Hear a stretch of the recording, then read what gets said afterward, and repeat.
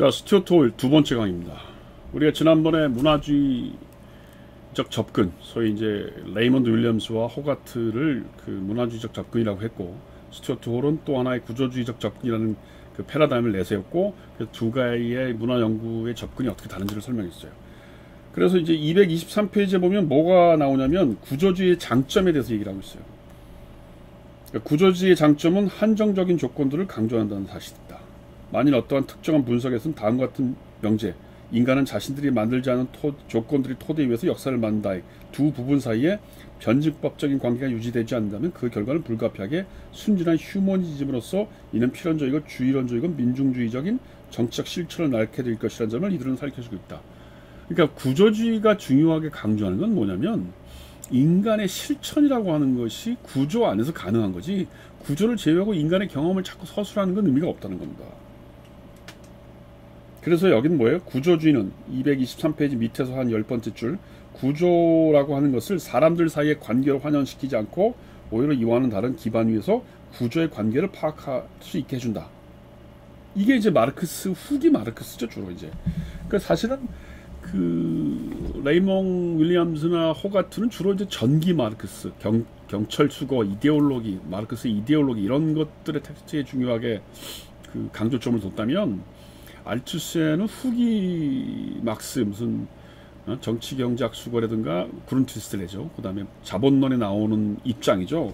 그래서 나중에 왜 이피 톰슨하고 알투세하고 굉장히 이론적인 논쟁을 많이 해요. 그래서 인간학적 마르크스냐 구조주의적 마르크스냐 뭐 그런 얘기를 하는데, 사실 여기는 그런 얘기가 자세히 언급되고 있지는 않지만 스튜어트 홀은 그런 구조주의적인 마르크시즘의 어떤 문화 연구의 틀을 받아온 거죠. 그래서 사실은 여러 가지 그 이런 구조주의의 장점들의 논의라는 게 결국은 인간학적 마르크시주의, 소위 개인주의적 마르크시즘이냐 구조주의 마르크시즘이냐에 대한 어떤 전반적인 평가하고 맞물려 있는 겁니다.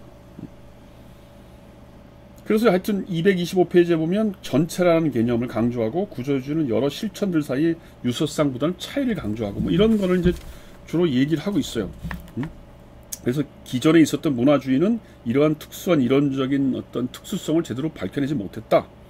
특히 이제 경험이라고 하는 것을 중요시하는 바람에 이데올로기적인 어떤 영향력에 대해서 주목하지 못했다.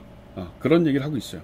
그렇지만 227페이지에 보면 문화주의의 장점이라는 것도 있다. 문화주의 장점이라는 건 뭐예요? 결국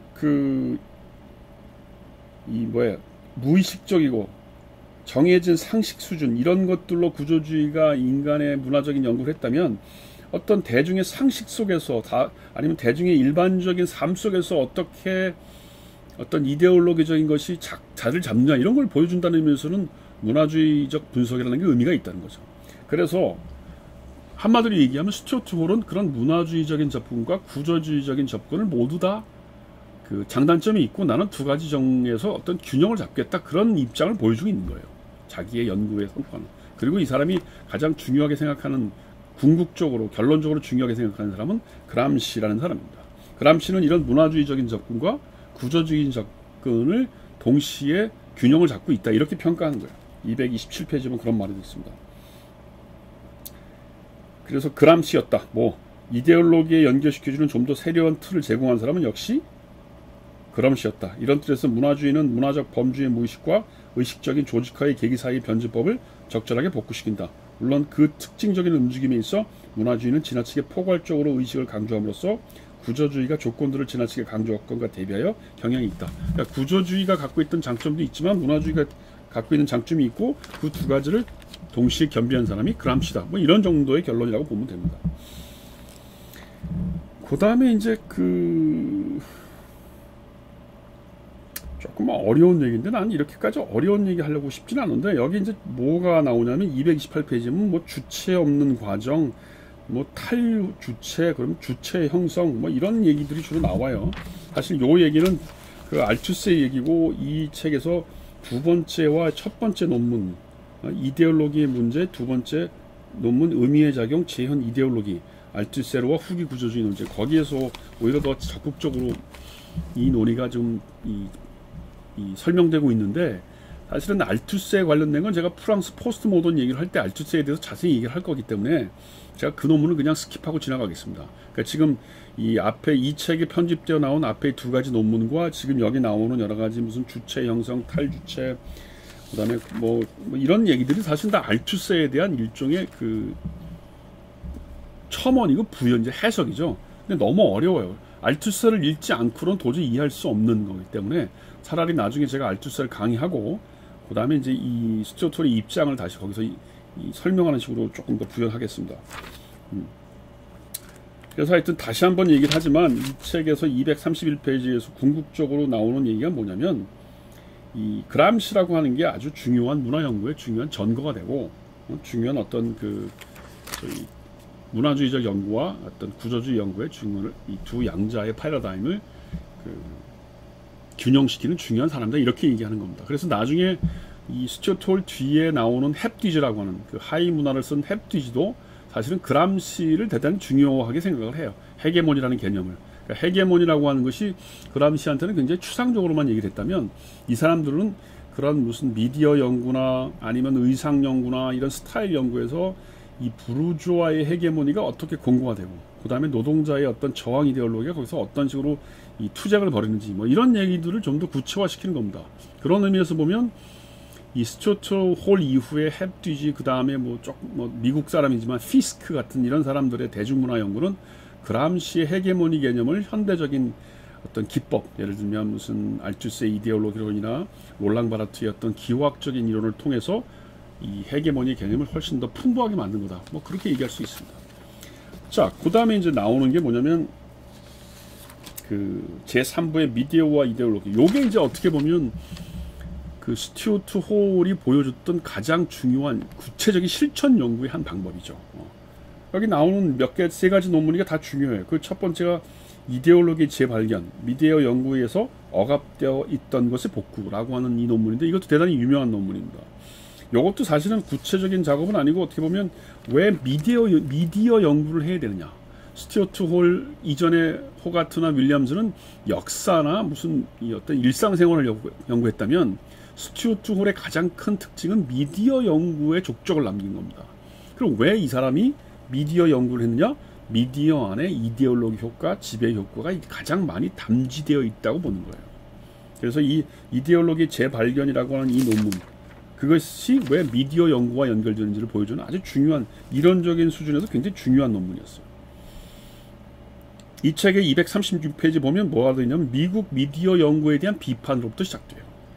그러니까 적어도 이 논문이 1960년대에 쓰여진 건데, 여기에서는 미국에서는 주로 어떤 식으로 그 미디어 연구를 했냐면 이 효과, 그러니까 이 어떤 방송이 제대로 발견이 되면 그게 수용자가 제대로 그걸 받아들였느냐, 그 다음에 행태주의적인 방법으로 그걸 수치화하고 경험적으로 증명하는 방식으로 미디어 연구를 했다는 겁니다. 근데 이제 이 사람 보기에는 이 프랑크푸르트 학파 같은 사람 얘기도 언급을 하는데, 그 다음에 이 몇 가지 이론적인 미디어 연구의 이런 미국식 행태주의 연구가 갖고 있는 문제를 지적을 하면서, 그 다음에 이제 그거에 필요한 어떤 비블리오그래피를 인정을 하면서 미디어 연구라고 하는 것이 그동안에 특히 미국식 미디어 연구라는 것이 간과했던 것을 봐야 된다. 그게 뭐예요? 일종의 어떻게 의견이 만들어지고 또 미디어를 통해서 어떻게 편견이 생산되고 하는 이런 문제를 봐야 된다는 거예요. 그러니까 미디어라고 하는 것이 이데올로기적인 지배 효과를 전달하는 대단히 중요한 매체라고 보는 겁니다. 그전까지 미국에는 그렇게 안 보였죠. 그냥 굉장히 중립적인 매체라고만 생각을 했는데, 적어도 스튜어트 홀이 보기에 미디어는 굉장히 중요한 지배의 도구라고 보는 거예요. 그러니까 243페이지 보면 이렇게 되어 있죠. 그동안에 미디어라고 하는 것은 생산자의 의도를 반영하는, 아주 단순히 생산자의 의도를 반영하는 것을 봤다는 겁니다. 그런데 지금 여기 보면 이 구조화된 담론인 미디어 메시지는 그러니까 미디어의 메시지가 어떻게 수용되는가에 대해서는 전혀 연구를 안 했다는 거예요. 미국식 그 행태주의 연구가, 미디어 연구가. 그래서 그런 것들, 어떤 식으로 전달되면 어떤 식으로 수용되고 그것이 어떤 이데올로기적 효과를 갖는지를 제대로 좀 봐야 될 필요가 있겠다, 그 얘기를 하는 겁니다. 그러면서 244페이지에 보면 무슨 얘기가 나오냐면 이제 일탈자와 합의라고 하는 챕터인데요. 이제 처음으로 여기에 뭐가 나오냐면 이 문화적인 일탈, 하위 문화 이런 말이 나와요. 그러면서 어떤 그 문화적인 현상을 두고 어떤 사람들은 그것이 일탈이라고 보고 어떤 사람은 굉장히 좋은 거라고 보는 이러한 식의 의견 혹은 가치관의 갈등이라고 하는 것이 사회 속에 퍼져 있는 어떤 사회적인 권력에 의해서 만들어진 것이지 그게 중립적인 게 아니라는 얘기를 나온 겁니다. 여기서부터가 어떻게 보면 그 스튜어트 홀의 굉장히 중요한 그 입장이 이제 반영되기 시작한 겁니다. 이건 다음 시간에 하겠습니다.